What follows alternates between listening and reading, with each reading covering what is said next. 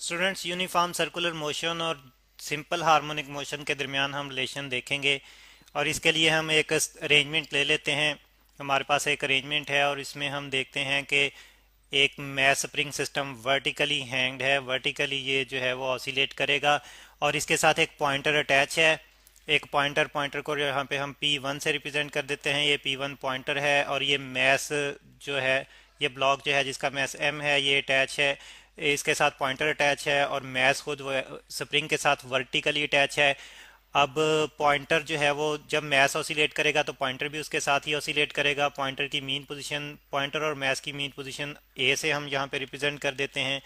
ये हम कहते हैं कि ए जो है ये मीन पोजीशन है। और फिर अपर एक्सट्रीम पोजीशन हम देख रहे हैं यहाँ पे, और जो कि पॉइंट बी से हम रिप्रेजेंट कर देते हैं। और इसी तरह से लोअर एक्सट्रीम पोजीशन हम रिप्रेजेंट करते हैं यहाँ पे, और ये सी है।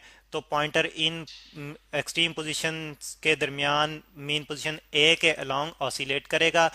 और फिर हम देखते हैं कि मैक्सिमम डिस्प्लेसमेंट जो है, जो ए से बी तक का मैक्सिमम डिस्प्लेसमेंट है हमारे पास ये। और इसको जो है मैक्सिमम डिस्प्लेसमेंट को हम एम्पलीट्यूड कहते हैं। इसको एक्स नोड से यहाँ पे रिप्रेजेंट करेंगे। और एक इंस्टेंटेनियस डिस्प्लेसमेंट भी हम दरमियान में दिखा रहे हैं, यहाँ से यहाँ तक।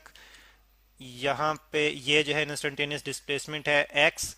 और फिर इसी तरह से नीचे भी जो है एक्सट्रीम पोजीशन तक जो मैक्सिमम डिस्प्लेसमेंट होगा वो भी हमारे पास एम्पलीट्यूड होगा, दैट इज एक्स नोड। तो हम देख रहे हैं कि मैस ऑसिलेट कर रहा है बी और सी के दरमियान, बी और सी अपनी एक्सट्रीम पोजीशन के दरमियान, और इसकी मीन पोजीशन ए है। तो मैस का टाइम पीरियड जो है वो यहाँ पे हम लिख लेते हैं कि हम इसका टाइम पीरियड, वो टाइम पीरियड से मुराद वो टाइम होता है जिसमें एक वाइब्रेशन कंप्लीट करेगा ये टाइम पीरियड। तो उसको हम टी से रिप्रेजेंट कर देते हैं कि टी इसका टाइम पीरियड है, और इसका एम्पलीट्यूड यानी कि मैक्सिमम डिस्प्लेसमेंट जो है वो एक्स नोट है, एम्पलीट्यूड। और इसको हम रिप्रेजेंट कर रहे हैं एक्स नोट से। तो ये दो जो है वो प्रॉपर्टीज़, दो पैरामीटर्स हैं मास स्प्रिंग सिस्टम की मोशन के। और इसमें फिर हम देखते हैं यहाँ पे जी, इसका मैस जो है वो m है।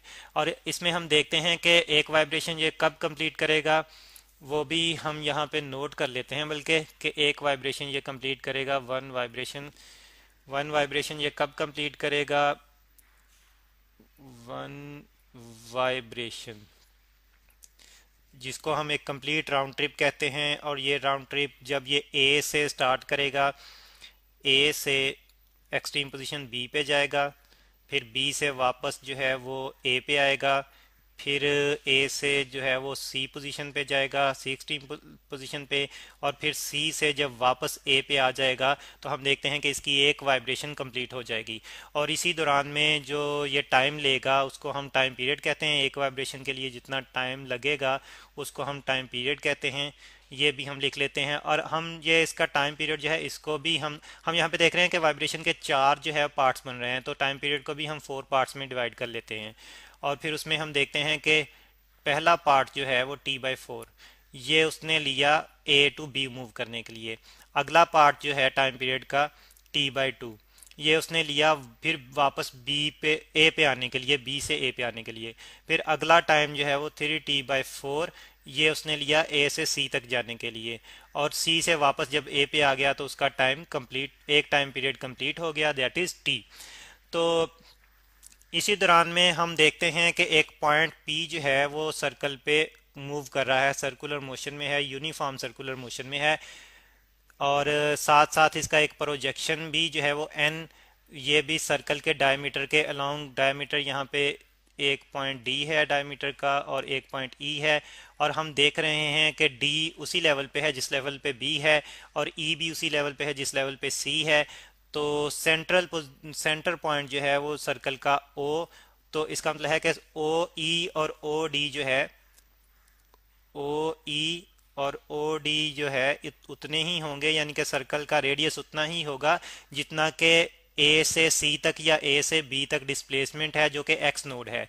तो ओ ई और ओ डी जो है वो बराबर होंगे एक्स नोड के। तो प्रोजेक्शन एन जो है ये भी ये मूव करेगा डायमीटर के अलोंग, और उतना ही डिस्प्लेसमेंट मूव करेगा जितना के पॉइंटर P1 मूव कर रहा है अपनी मीन पोजीशन के अलोंग बी से सी तक।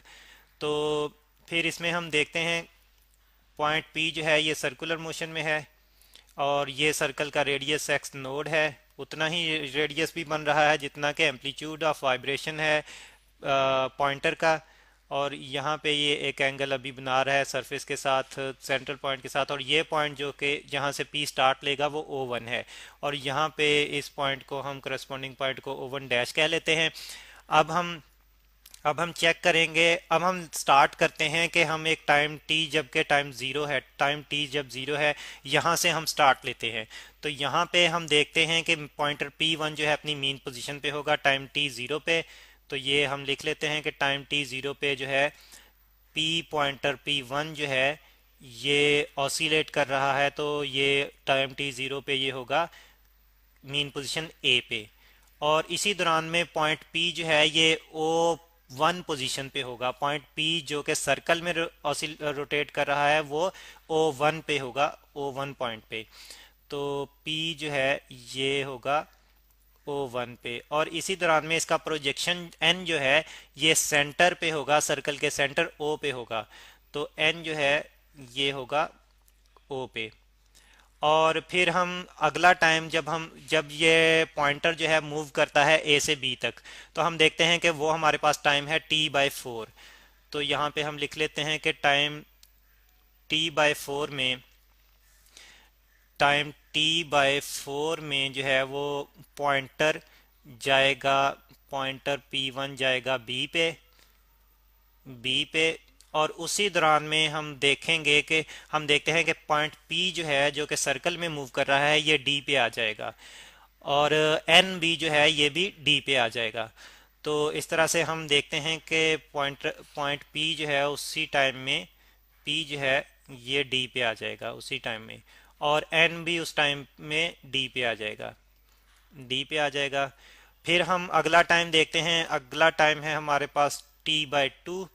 और इस टाइम में हम देखते हैं कि पॉइंटर P1 जो है ये B से वापस A पे आएगा। T/2 टाइम में B से A पे आएगा। तो जब पॉइंटर P1 जो है ये B से वापस A पे आएगा T/2 टाइम में, तो पार्टिकल जो सर्कल में मूव कर रहा है ये D से O1 डैश पे आ जाएगा, और NB वापस जो है वो O पे सेंट्रल पोजीशन पे आ जाएगा। तो ये भी हम लिख लेते हैं कि P1 जो है ये वापस A पे आ जाएगा, ए पे।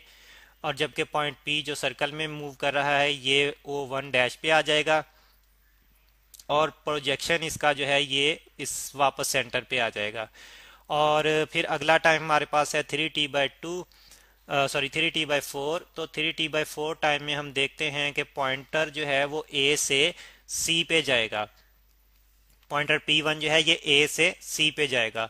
तो उसी दौरान में P जो सर्कल में मूव कर रहा था वो O1 डैश से E पे आ जाएगा, और उसी दौरान में प्रोजेक्शन N जो है ये सेंटर O से E पे आ जाएगा। तो T3T/4 में फिर पॉइंटर P1 जो है ये C पे आ जाएगा, और पॉइंट P सर्कल में जो मूव कर रहा है ये E पे आ जाएगा, और इसका प्रोजेक्शन N जो है ये भी ई पे आ जाएगा। और फिर अगला टाइम हमारे पास है टी। और इस टाइम में हम देखते हैं कि पॉइंटर सी से वापस मीन पोजीशन ए पे चला जाएगा, एक वाइब्रेशन कंप्लीट करते हुए सी से वापस ए पे चला जाएगा P1। और उसी दौरान में पी जो कि यहाँ पे था ई पे, तो ई से ये O1 पे वापस अपने ओरिजिनल पोजीशन पे आ जाएगा जहां से इसने स्टार्ट लिया था। और एन जो कि प्रोजेक्शन है इसी पॉइंट का वो वापस सेंटर पे ओ पे आ जाएगा। तो P1 जो है पॉइंटर P1 जो है ये ए पे चला जाएगा। पी पॉइंट जो सर्कल में मूव कर रहा है ये ई से O1 पे आ जाएगा अपनी स्टार्टिंग पोजीशन पे, और एन भी वापस जो है वो सेंटर पे आ जाएगा ओ पे। तो फिर इसमें देखें कि ओ जो है ये चेक करें ज़रा कि ओ जो कि मीन पोजीशन के लॉन्ग है, और डी जो कि बी पोजीशन के लॉन्ग है, और ई जो कि सी पोजीशन के लॉन्ग है। तो जैसे पॉइंटर पी जो है P1 ऑसिलेट करता है बी सी के दरमियान, तो वैसे ही एन भी ऑसिलेट कर रहा है, एन भी वैसे ही मूव कर रहा है डी और ई के दरमियान। पॉइंटर P1 की मीन पोजीशन ए है, जबकि एन की सेंट्रल या मीन पोजीशन जो है वो ओ है। तो इस तरह से हम देखते हैं कि एन जो के प्रोजेक्शन है पॉइंट पी का, और पी सर्कल में मूव कर रहा है, तो एन जो कि उसका प्रोजेक्शन है ये भी उसी किस्म की मोशन शो कर रहा है जिस तरह की मोशन जो है वो पॉइंटर शो कर रहा है। तो इससे हम कहते हैं कि सिंपल हार्मोनिक मोशन जो है ये सर्कुलर मोशन का, यूनिफॉर्म सर्कुलर मोशन का रेप्लिका है। रेप्लिका से मुराद के कॉपी है, उसी का एक मॉडल है। तो फिर इससे फिर हमें इससे जो है वो ये भी जो है वो ना पता चलता है कि जो इक्वेशंस हम यूनिफॉर्म सर्कुलर मोशन के लिए यूज करेंगे वही इक्वेशंस जो है फिर हम सिंपल हार्मोनिक मोशंस के लिए यूज कर सकते हैं। तो नेक्स्ट टाइम जो हम यही इक्वेशंस ही इनकी ड्राइव करेंगे, सर्कुलर मोशन और यूनिफॉर्म सर्कुलर मोशन और सिंपल हार्मोनिक मोशन के लिए वही इक्वेशंस ही ड्राइव करेंगे। और फिर ये वेव फॉर्म में भी जो मोशन बन रही है इसको भी हम अंडरस्टैंड करेंगे।